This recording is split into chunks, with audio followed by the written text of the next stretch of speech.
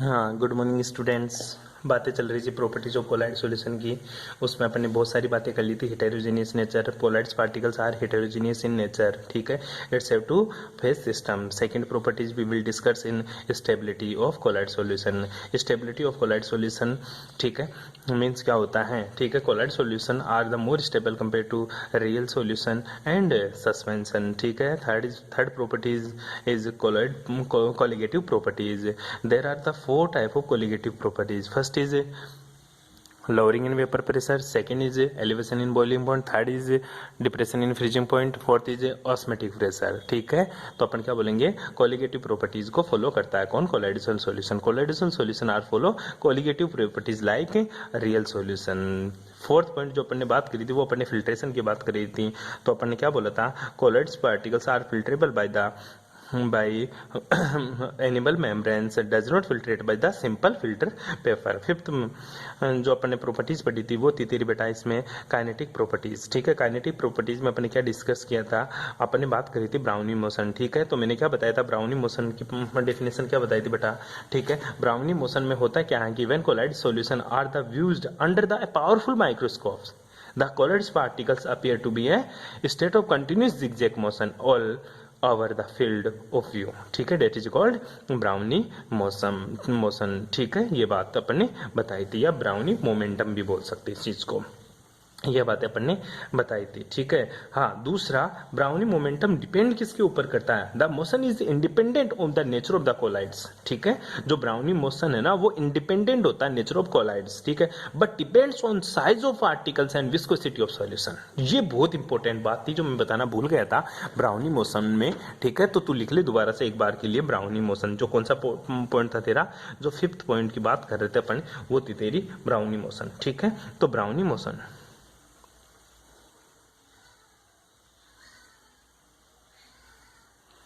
Motion या momentum, ठीक है, ब्राउनी मोमेंट, ठीक है। ब्राउनी मोमेंटम या फिर ब्राउनी मोशन, इसमें पहली तो डेफिनेशन यही थी कि जो पार्टिकल्स होते हैं, ठीक है, जो कोलाइडल पार्टिकल्स होते हैं, ठीक है, वो किस टाइप की गति करते हैं गुरुजी, वो जिगजैग टाइप की मोशन करते हैं। किस टाइप का, जिगजैग टाइप का मोशन करता हुआ प्रतीत होता है, जिसे को मैंने क्या बताया, इसको क्या बताया बेटा, इसको ब्राउनी मोशन बताया। ये किसने बताया था, रॉबर्ट ब्राउन ने बताया था, इसलिए उसने अपने नाम के ऊपर रख लिया, ठीक है। तो इसके लिए जो इंपॉर्टेंट फैक्टर है वो क्या है, वो ये है कि जो द मोमेंटम या द मोशन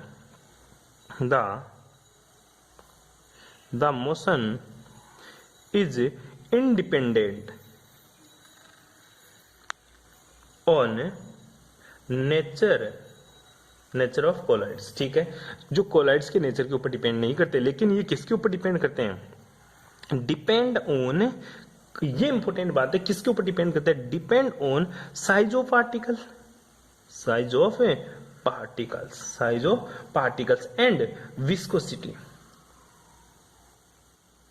विस्कोसिटी क्या होती है गुरुजी, ठीक है, विस्कोसिटी दो चीज के ऊपर डिपेंड करता है, ठीक है। बहुत इंपॉर्टेंट बात है ब्राउनी मोशन में। हिंदी मीडियम वाले बच्चे ध्यान दे एक बार के लिए। मैंने ये बताया था ब्राउनी गति क्या होती है, ब्राउनी गति मतलब टेढ़ी मेढ़ी गति क्या कहलाती है, ब्राउनी गति कहलाती है। और ये ब्राउनी गति किसके ऊपर डिपेंड नहीं करती, ये इंडिपेंडेंट होती है, मतलब निर्भर नहीं करती किसके ऊपर, कोलाइड्स के ऊपर निर्भर नहीं करती है। किसके ऊपर निर्भर करती है, ये पार्टिकल्स के आकार पर, मतलब कोलाइडी कणों के आकार पर तथा बहने, विस्कोसिटी क्या होती है, तेरे बहने का गुण, जिसको क्या बोलता है, तो विस्कोसिटी, ठीक है, विस्कोसिटी ध्यान दीजिएगा, ठीक है। तो ये विस्कोसिटी के ऊपर डिपेंड करती है, ठीक है। साइज, अगर देख पार्टिकल्स का साइज क्या होना चाहिए, कम होना चाहिए, ठीक है, तो विस्कोसिटी भी क्या रहेगी, ज्यादा। अगर विस्कोसिटी ज्यादा है तो तेरा ब्राउनी मोशन भी ज्यादा होगा, ये ध्यान देना, ठीक है। Lesser the viscosity faster the motion, ठीक है, सॉरी स्मॉल द साइज, और क्या होगी, साइज छोटा रहेगा, विस्कोसिटी भी कम रहेगी, और मोशन क्या हो जाएगा, बढ़ जाएगा। बस ये बात याद रखनी है,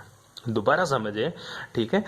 ब्राउनी मोमेंट किसको बोलते हैं, कोलाइड्स पार्टिकल से जिगजैग मोशन को क्या बोलते हैं, ब्राउनी मोमेंट बोलते हैं, ठीक है। The motion is independent of nature of particles but is depend of size of particles and viscosity of solution, ठीक है। तो पार्टिकल्स का साइज, विस्कोसिटी बहने का गुण, ठीक है। विस्कोसिटी सबसे ज्यादा किसकी होती है गुरुजी, विस्कोसिटी को हिंदी में शांता बोलते हैं, क्या बोलता है इसको, शांता। शहद को देखा है, शहद की श्यानता सबसे ज्यादा होती है, मतलब बहने का गुण, ठीक है। तो विस्कोसिटी सबसे ज्यादा किसकी होती है? शहद की। इसीलिए शहद क्या बिल्कुल धीरे धीरे बहता है, क्यों? उसकी विस्कोसिटी ज्यादा है।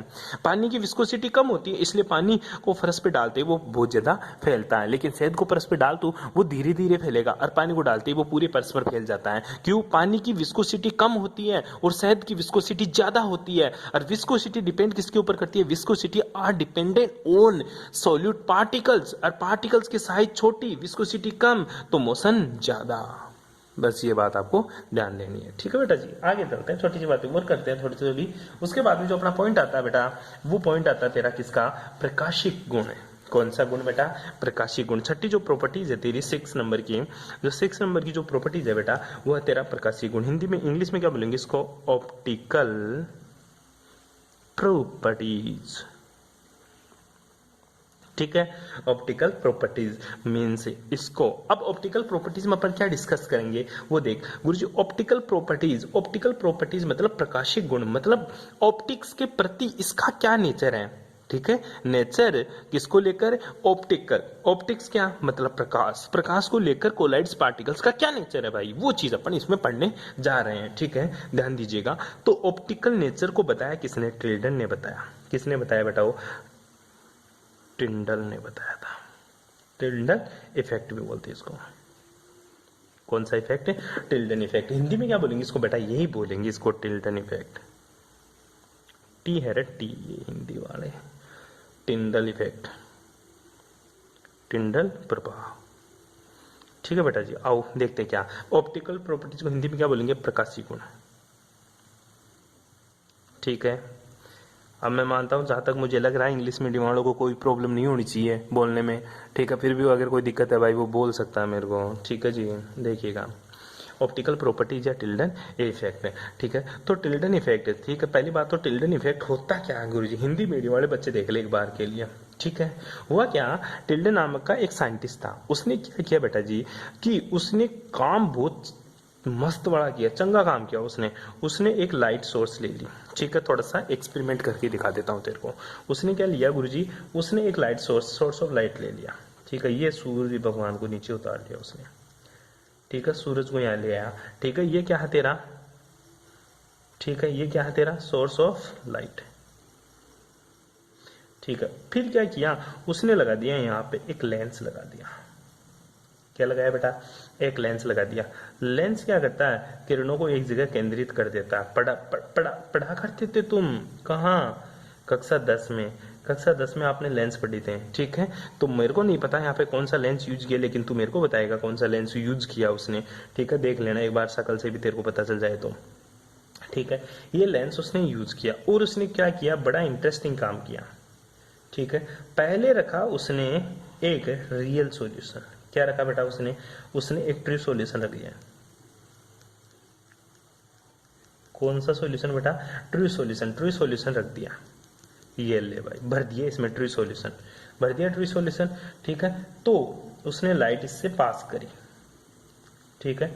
तो लाइट क्या हुई? बिना विक्षेपित हुए सीधी पास हो जाती है, ठीक है। बिना विक्षेपित हुई क्या हुई? सीधी पास हो गई। फिर देख बेटा, ये चंगा ही काम हो गया। उसके आगे उसने दूसरा बीकर लिया और इसमें रख दिया उसने कोलॉइड सॉल्यूशन, ठीक है बेटा। कौन सा सॉल्यूशन रख दिया उसने? कोलॉइडल सॉल्यूशन रख दिया। अब देख, कोलॉइडल सॉल्यूशन में रखा तो इसको थोड़ा सा अजीब देखने को मिला। क्या देखने को मिला वो देख, ये कोलॉइडल सॉल्यूशन था,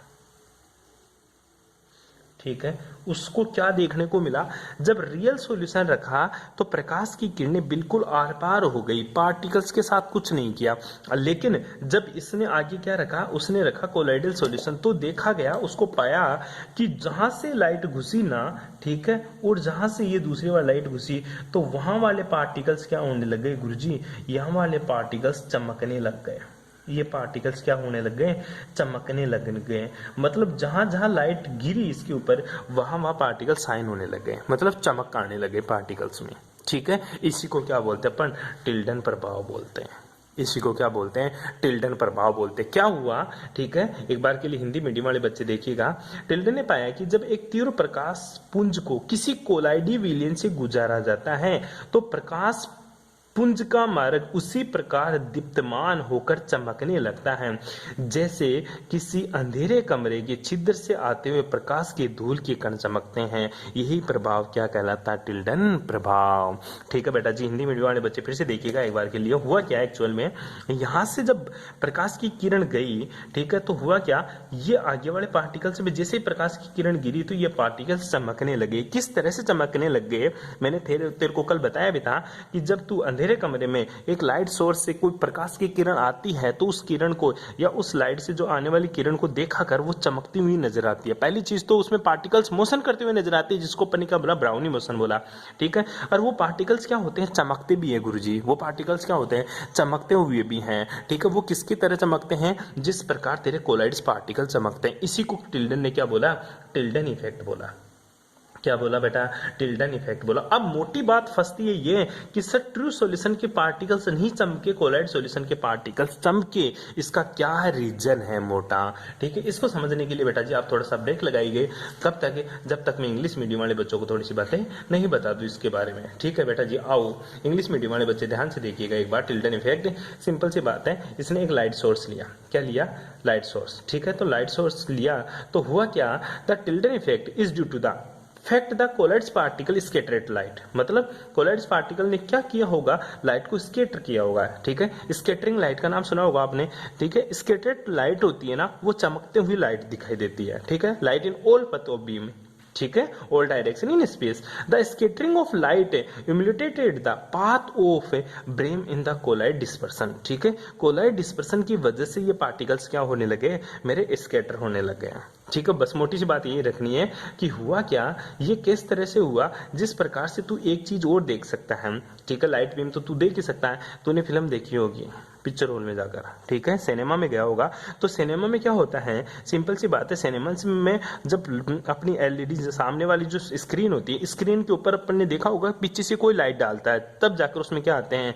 ठीक है, उसमें अपन को पिक्चर्स दिखाई देने लगती हैं।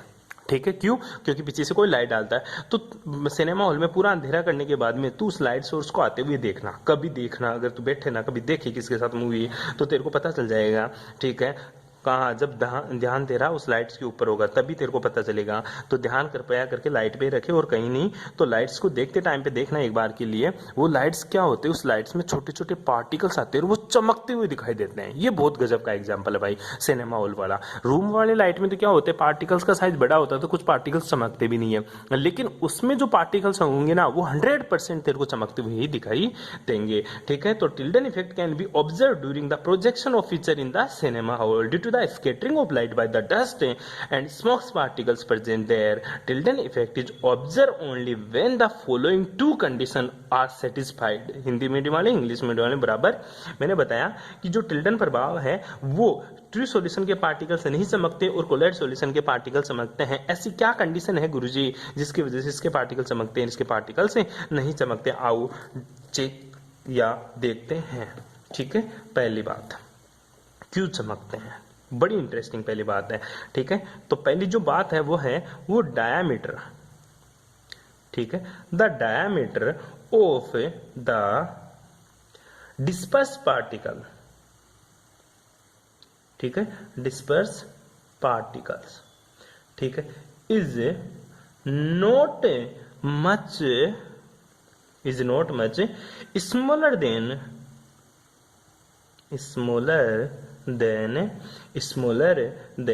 The wavelength. ठीक है, the wavelength of light source. ठीक है, लाइट यूज्ड। मोटी सी बात यही है, diameter of particle, disperse particles की जगह तो क्या लिख सकता है? Colloid particles. ठीक है, colloidal particles is not much smaller than the wavelength of light source. ये लाइट यूज, जो तू लाइट यूज कर रहा, कहना क्या चाहता है कि जो व्यास होता है ना किसका? कोलाइड कणों का, जो कोलाइडी कणों का व्यास है वो ज्यादा नहीं होना चाहिए या उससे ज्यादा कम नहीं होना चाहिए। Not much smaller then. ठीक है, इसका मतलब क्या हुआ? कोलाइड्स कणों का जो व्यास है वो किससे ज्यादा कम नहीं होना चाहिए? Wavelength of light. ठीक है, लैम्डा से कम नहीं होना चाहिए। तरंग दैर्घ्य लाइट के, प्रकाशिक किरण के तरंग दैर्घ्य से किसका?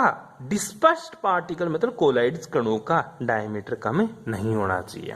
अगर उससे कम डायमीटर है तो पार्टिकल्स नहीं चमकेगा। कहना क्या चाहता है? तू मेरे बिल्कुल पल्ले नहीं पट रही बेटा। ये देख, मान ली तेरा कोलाइड्स पार्टिकल्स है, डायमीटर मतलब बेटा ये पूरा हो गया व्यास। कहना क्या चाहता है? तो यही बोल देना गुरुजी इसकी जगह साइज ऑफ कोलाइड्स पार्टिकल। बिल्कुल सही बात है, ये भी बोल सकता है size of colloids particles is not much smaller than the wavelength of lights. ठीक है, इसलिए नहीं बोला क्योंकि यहाँ वेवलेंथ यूज कर रहा है तो यहाँ पे डायमीटर यूज करना पड़ेगा, क्योंकि वेवलेंथ सेंटीमीटर इनवर्स होती है और डायमीटर सेंटीमीटर में होता है, दोनों की यूनिट सेम होती है, इसलिए इसको यूज किया। ठीक है, देखिएगा बेटा, जो डायमीटर मतलब इसका व्यास है ना कोलाइड्स पार्टिकल्स का, ये व्यास कम नहीं होना चाहिए इस वेवलेंथ से। क्यों? मान ले अगर ये वेवलेंथ इतनी मोटी आ रही है, ठीक है, ये वेवलेंथ इतनी मोटी आ रही है और ये पार्टिकल्स का साइज इतना है, ठीक है, तो ये वेवलेंथ इस पार्टिकल्स में से गुजर जाएगी। ठीक है, रिंग देख बेटा, एक छोटी सी रिंग की बात करता हूं। ठीक है, जैसे मान ले ये छोटी सी रिंग है तेरी। ठीक है, अब रिंग है, ये देख एक बार के लिए छोटा सा, ये पेन का ऊपर वाला जो अपन रखते हैं। ठीक है, अगर इसका डायमीटर ये वेवलेंथ मान ले थोड़ी सी देर के लिए, ये पेन क्या है तेरी? Wavelength of light. ये क्या है तेरा? Colloids particle. तो होगा क्या गुरुजी? ये जो वेवलेंथ है ना, ये बिल्कुल इसका डायमीटर और इस पेन का डायमीटर क्या बराबर है, इसलिए वेवलेंथ क्या हो जाएगी? इस खोखे के आर पार हो जाएगी। बिल्कुल आर पार हो गई तो ये क्या होने लग जाएगा? चमकने लग जाएगा। ये क्या है? चमकने लग जाएगा। तो कोलाइड्स पार्टिकल्स, कोलाइड्स कणों का जो पार्टिकल्स है ना, कोलाइड्स कणों के जो पार्टिकल्स का साइज है ना, वो वेवलेंथ से क्या होता है? ज्यादा होता है। इसलिए जो प्रकाश की किरण है ना, वो कोलाइड्स कणों के आर पार हो जाती है, कोलाइड्स कणों के बीच में से आर पार हो जाती है, इसलिए वो चीज चमकने लग जाती है। ट्यूबलाइट देखिए तूने, ट्यूबलाइट की जो लाइट की जो बिल्कुल जो पाइप होती है वो चमकती क्यों है? क्यों चमकती है? वो इसीलिए चमकती बेटा क्योंकि जो कोलाइड्स जो पार्टिकल्स जो पाइप के पार्टिकल्स है ना, उनका आकार क्या है? अंदर से जो प्रकाश आएगा ना उसके आकार से बड़ा है, इसलिए प्रकाश बाहर निकलता है तेरा और तेरे कमरे में रोशनी हो जाती है और वो पार्टिकल्स या ट्यूबलाइट तेरे को चमकती हुई दिखाई देती है। अगर ट्यूबलाइट का जो पाइप जिस मटेरियल का बना हुआ है, ठीक है, जिस मटेरियल का बना हुआ है, अगर उसका डायमीटर उस प्रकाश के वेवलेंथ से कम है तो वो प्रकाश उस ट्यूबलाइट से बाहर नहीं आएगा और तेरी ट्यूबलाइट नहीं जलेगी। फॉर एग्जांपल, जब बल्ब, छोटा सा बल्ब जलता है तो उससे रोशनी हो जाती है, लेकिन उसी बल्ब को अगर तू हथेलियों से लगाकर दोनों को ढक लेता है तो लाइट नहीं आती बाहर। क्यों? क्योंकि तेरे जो शरीर, तेरी जो कोशिकाएं, जो तेरी सेल है, उनका डायमीटर क्या होता है? बहुत स्मॉल होता है, इसलिए लाइट नहीं गुजरती। तो ट्रू सॉल्यूशन के जो पार्टिकल्स हैं उनका डायमीटर कम होता है और कोलाइड्स पार्टिकल्स सॉल्यूशन का जो पार्टिकल्स का डायमीटर वो ज्यादा होता है, इसलिए लाइट सोर्स से निकलने वाली लाइट्स की वेवलेंथ इस सॉल्यूशन से तो निकल जाती है, इसके पार्टिकल्स के तो आर पार हो जाती है, लेकिन ट्रू सॉल्यूशन के आर पार नहीं होती, इसलिए कोलाइड्स पार्टिकल चमकते हुए दिखाई देते हैं। कोई दिक्कत है? टाइम पूरा हो गया यहीं। ठीक है, दूसरी इसकी जो प्रॉपर्टीज है ना वो इंपॉर्टेंट है, ध्यान दीजिएगा। दूसरी क्या प्रॉपर्टीज है? वो है बेटा reflective index of the disperse phase and dispersion medium different greatly in magnitude. ठीक है, जो रिफ्लेक्टिव इंडेक्स होती है, ठीक है, इंडेक्स होती है, वो क्या होती है? डिस्पर्स फेज और डिस्पर्सन मीडियम के बीच में क्या होना चाहिए? लार्जली डिफरेंट होना चाहिए, बहुत ज्यादा अंतर होना चाहिए उनके बीच में। ठीक है, टिल्डन प्रभाव इज या Tyndall effect is use in distinguishing between a colloids and true solution. क्या अंतर करता है ये टिल्डन प्रभाव? क्यों पढ़ते हैं ये गुरुजी? वास्तविक विलयन और कोलाइडी विलयन के बीच में अंतर स्पष्ट करता है। क्या करता है? वास्तविक विलयन और कोलाइडी विलयन के बीच में अंतर स्पष्ट करता है। हिंदी मीडियम वाले देख लो बच्चों एक बार के लिए, टिल्डन प्रभाव क्या होता है? टिल्डन प्रभाव क्या होता है? एक तीव्र प्रकाश पुंज को किसी कोलाइडी विलयन में से गुजारा जाता है तो प्रकाश मार्ग उसी प्रकार दीप्तिमान होकर चमकने लगता है जैसे अंधेरे कमरे में किसी छिद्र से आते हुए प्रकाश में धूल के कण चमकते हैं। यही प्रभाव टिल्डन प्रभाव कहलाता है। ठीक है, कोलाइडी विलयनों को वास्तविक विलयनों से विभेद करने के लिए टिल्डन प्रभाव उपयोगी है, क्योंकि प्रकाश की किरण किसी वास्तविक विलयन में से गुजरती है तो उसमें से प्रवाहित हो जाती है और हमें नजर नहीं आती, अर्थात प्रकाश पुंज का मार्ग पूर्णतः अदृश्यता ही रहती है। टिल्डन प्रभाव। नेक्स्ट आगे, प्रकाश का परिकिरण, परिक्षिप्त प्रावस्था तथा परिक्षेपण माध्यम के अपवर्तनांक। बेटा वो जो मैंने बोला ना रिफ्लेक्टिव इंडेक्स, ठीक है, तो एक तो किसका? एक तो जो तेरा क्या होता है प्रावस्था, एक क्या होती है तेरी माध्यम, ठीक है, परिक्षेपण प्रावस्था और परिक्षेपण माध्यम के अपवर्तनांक के अंतर के कारण होती है, ठीक है। द्रव विरोधी कोलाइडी विलयनों के लिए इस अंतर का मान बहुत अधिक होता है, टिल्डर प्रभाव अधिक होता है। ये तेरा टिल्डर प्रभाव होता है। इसके नोट्स में आपको फोटो के रूप में भेज दूंगा, ठीक है। बाकी के और भी 2 एग्जांपल्स हैं, ठीक है, वो और पढ़ेंगे अपन। एक है तेरा विद्युत कण संचलन और दूसरा तेरा विद्युत प्रसरण, इलेक्ट्रिकल प्रॉपर्टीज, और एक है तेरे इलेक्ट्रो ऑस्मोसिस, ठीक है। दोनों अपन पढ़ेंगे नेक्स्ट क्लास में। Thanks for cooperation.